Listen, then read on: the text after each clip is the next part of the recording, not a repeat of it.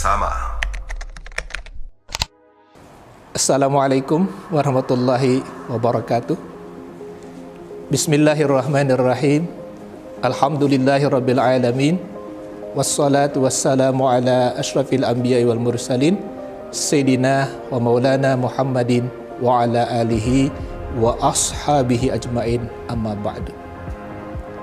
Sobat pelatihan yang hebat, yang super, yang berbahagia, yang saya banggakan. Apa kabar sobat pelatihan semua? Saya berharap sobat pelatihan semua dalam keadaan bahagia, sehat walafiat, dan tetap semangat dalam mengikuti pelatihan ini. Baik sobat pelatihan yang berbahagia, yang saya banggakan, pada sesi ini kita akan membahas materi tentang komunikasi dalam perkawinan, atau bahasa lainnya komunikasi dalam pernikahan. Pada sesi ini kita akan membahas 3 materi penting. Yang pertama, kita akan membahas tentang pentingnya komunikasi yang efektif dalam pernikahan.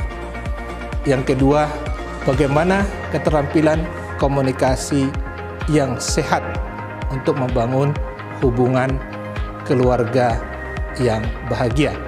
Yang ketiga, bagaimana mengatasi konflik dan memperkuat keharmonisan rumah tangga. Sobat pelatihan yang saya hormati, kita masuk ke agenda pertama. Mengapa komunikasi dalam perkawinan itu penting? Sobat pelatihan yang saya hormati, memiliki komitmen dan keterampilan dalam berkomunikasi dengan pasangan merupakan salah satu kunci pernikahan yang bahagia, kunci pernikahan yang sehat. Banyak pernikahan gagal karena kurangnya komunikasi antar pasangan. Karena itu dengan komunikasi ini kita akan bisa membangun rasa percaya diri, mengurangi perselisihan, dan dengan komunikasi yang sehat juga kita akan bisa mengurangi stres dan memperkuat hubungan. Sobat pelatihan yang saya hormati, komunikasi bukan hanya tentang kata-kata, melainkan juga tindakan atau komunikasi nonverbal juga punya arti penting. Selanjutnya, kita akan membahas apa itu komunikasi. Jadi, menurut beberapa referensi, yang dimaksud dengan komunikasi adalah suatu proses menjelaskan siapa mengatakan apa, melalui saluran apa, dan kepada siapa. Jadi, ada 4 poin ya. Who says what, in which channel, to whom, and what effect. Jadi, who say what di sini artinya siapa mengatakan apa. Jadi dalam pasangan suami istri, who says what ini bisa adalah seorang suami, bisa seorang istri. In which channel artinya dengan melalui saluran apa. Kalau komunikasi dalam rumah atau komunikasi di kamar berarti namanya salurannya komunikasi langsung. Tapi kalau kita komunikasinya jarak jauh, berarti kita menggunakan namanya saluran komunikasi jarak jauh, misalnya telepon atau chat. Nah, kemudian kepada siapa? Nah, ketika yang menyampaikan pendapat sebagai komunikatornya adalah seorang suami, berarti sebagai pendengarnya adalah istri. Ketika istri sebagai komunikatornya, berarti sebagai pendengarnya, lawan bicaranya adalah suami. Nah, unsur penting dalam komunikasi ini adalah tujuan komunikasi itu sendiri. Kalau kita ada sesuatu keinginan, rencana, maka perlu dikomunikasikan dengan pasangan kita. Begitu juga kalau ada masalah, ada konflik, maka bisa kita selesaikan dengan melalui jalur komunikasi.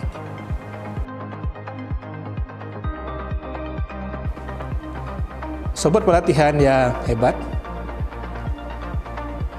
materi berikutnya atau poin berikutnya kita akan membahas tentang seperti apa komunikasi yang sehat itu. Pada sesi ini saya akan menyampaikan 4 poin tentang indikator komunikasi yang sehat. Yang pertama, dalam komunikasi itu terjadi saling menghargai, tidak ada yang mengomel ya, dari kedua belah pihak, tidak mengambil kesimpulan sendiri, dan memasukkan topik pembicaraan yang positif.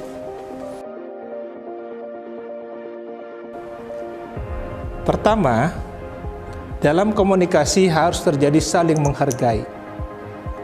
Sobat pelatihan yang berbahagia, peduli terhadap topik percakapan serta menghargai pendapat dan perkataan dari pasangan merupakan hal yang penting.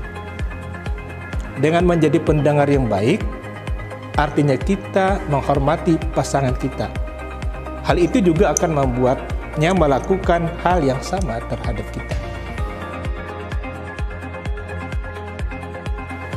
Berikutnya, sobat pelatihan, dalam komunikasi masing-masing dari pasangan itu menghindari kata-kata yang mengandung cemooh atau mengomel. Sobat pelatihan yang berbahagia, siapa saja pasti tidak akan suka jika dirinya dicemooh dan dijelekkan oleh orang lain. Terlebih lagi kalau pasangan kita sendiri. Jangan membuat pasangan terus merasa bersalah karena hal-hal yang sebenarnya bisa diselesaikan dengan baik-baik. Selain itu, sobat pelatihan yang berbahagia, hindarilah membahas masa lalu karena hal itu akan menjadi bumerang untuk pernikahan. Lebih baik berbicaralah dengan kepala dingin saat emosi kita sudah reda. Sobat pelatihan yang hebat, yang super, poin ketiga dari komunikasi yang sehat adalah hindari mengambil kesimpulan sendiri. Hindarilah berasumsi atau mengarang cerita sendiri tanpa berbicara dengan pasangan. Dengarkan terlebih dahulu penjelasan pasangan karena hal ini bisa mencegah kesalahpahaman. Sobat pelatihan yang hebat, yang super, percayalah, jika mengambil kesimpulan sendiri tanpa mendengar penjelasan dari orang lain, kita akan lebih mudah menyalahkan orang lain. Padahal belum tentu hal itu benar. Sobat pelatihan yang berbahagia, poin berikutnya yang perlu kita perhatikan dalam komunikasi adalah kita memasukkan topik pembicaraan yang positif. Sebagian besar dari kita mungkin lebih senang berbicara tentang kekhawatiran, ketegangan, ketakutan, atau perasaan negatif lainnya. Untuk mengimbanginya, pastikan ya dalam komunikasi kita memasukkan topik pembicaraan yang positif. Misalnya tentang hobi, perhatian, cinta, saling memuji, peduli, dan perasaan positif lainnya. Sobat pelatihan yang hebat, yang super, dan yang berbahagia, tentunya komunikasi dalam pernikahan atau komunikasi dalam perkawinan kita sering mengalami konflik ya dalam keluarga. Nah, pada sesi ini ada beberapa poin yang akan saya sampaikan bagaimana mengatasi konflik tersebut. Ya, ada beberapa prinsip dalam menyelesaikan konflik. Yang pertama, ketika kita ingin menyelesaikan konflik, maka masing-masing pasangan harus berusaha saling mendengarkan, saling memahami. Masing-masing istri berusaha memahami bagaimana pendapat suaminya. Begitu juga suami bagaimana mendengarkan dan memahami pendapat istrinya. Poin penting yang kedua dalam menyelesaikan konflik adalah harus ada keterbukaan. Ya, setiap masalah, semua peristiwa, semua informasi yang dialami dari masing-masing pihak itu harus disampaikan secara terbuka.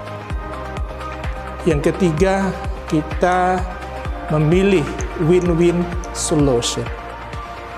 Ketika kita memilih satu penyelesaian dalam konflik ini, maka kita harus memikirkan bagaimana manfaat atau keuntungan yang didapatkan oleh masing-masing pasangan.